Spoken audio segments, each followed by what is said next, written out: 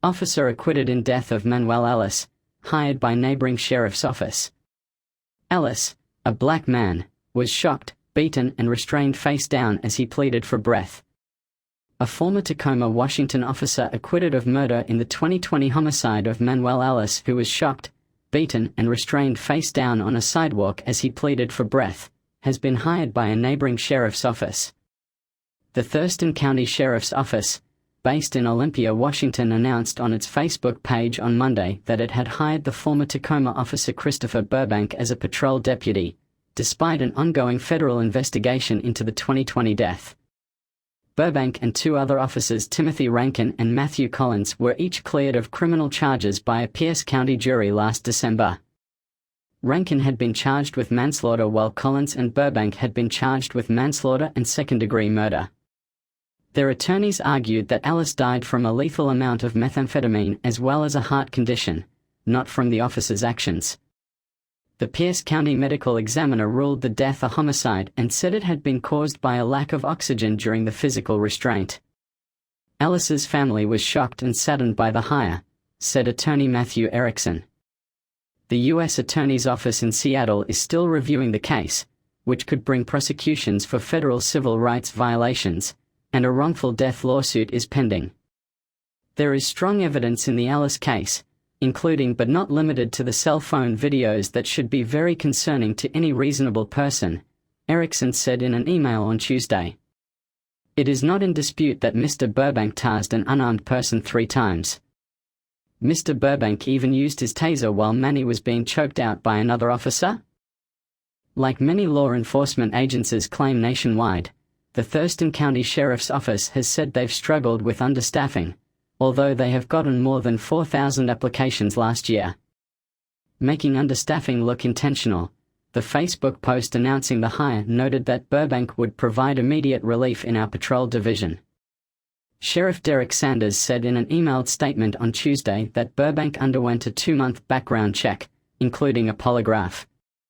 Sanders stressed that his office has strived to improve its crisis response by incorporating mental health co-responders, adding that dashboard and body-worn cameras help provide transparency. While acknowledging the distressing nature of the events in Tacoma 4 years ago, we want to emphasize that Deputy Burbank has been cleared of any wrongdoing both by Tacoma PD, Pierce County Prosecutor's Office and a jury trial, Sanders said. Ellis, 33, was walking home with donuts from a 7-Eleven in Tacoma, about 30 miles, 50 kilometers south of Seattle, on the 3rd of March 2020, when he passed a patrol car stopped at a red light, with Collins and Burbank inside. The officers claimed they saw Ellis try to open the door of a passing car at the intersection and that he became aggressive when they tried to question him about it. Collins testified that Ellis demonstrated superhuman strength by lifting Collins off the ground and throwing him through the air. But 3 witnesses testified they saw no such thing. After what appeared to be a brief conversation between Ellis and the officers, who are both white, Burbank, in the passenger seat, threw open his door, knocking Ellis down, they said. Rankin, who arrived after Ellis was already handcuffed face down, knelt on his upper back. The witnesses, one of whom yelled for the officers to stop attacking Ellis, and a doorbell surveillance camera captured video of parts of the encounter.